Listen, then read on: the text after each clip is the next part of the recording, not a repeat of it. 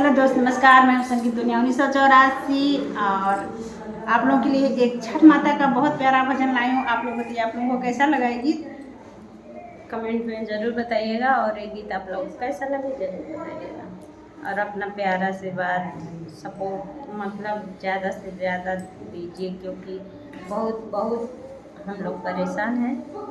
आप लोग की दुआ के बिना कुछ नहीं हो सकता। गजब बाजा बाजे छठी मैया दुआरे, गजब बाजा बाजे छठी मैया दुआरे। बीच वाली खिड़की से बालक पुकारे, बीच वाली खिड़की से बालक पुकारे।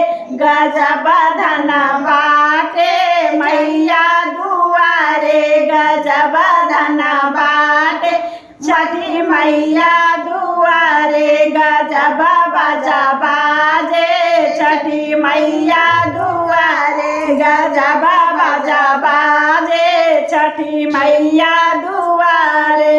बीच वाली खिड़की से कन्या पुकारे, बीच वाली खिड़की से कन्या पुकारे। गजब दरबारे, गजब बरबाटे छठी मैया दुआरे, गजब बरबाटे छठी मैया दुआरे। गजब बाजा बाजे छठी मैया दुआरे, गजब बाजा बाजे छठी मैया दुआरे। बीच वाली खिड़की से सेवक पुकारे, बीच वाली खिड़की से सेवक पुकारे। गजब आशीष बाटे छठी मैया दुआरे, गजब आशीष बाटे छठी मैया दुआरे।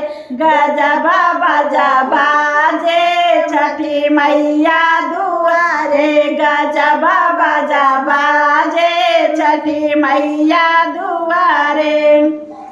बीच वाली खिड़की से बाझिन पुकारे, बीच वाली खिड़की से बाझिन पुकार। गजब पुत्र बाटे छठी मैया दुआरे, गजब पुत्र बाटे छठी मैया दुआरे। गजब बाजा बाजे मैया दुआरे, गजब बाजा बाजे मैया दुआरे।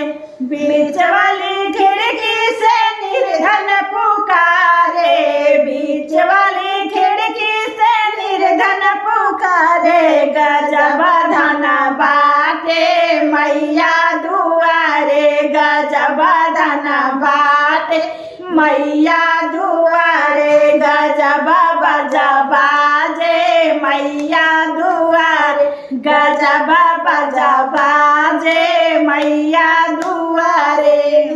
जय माता दी।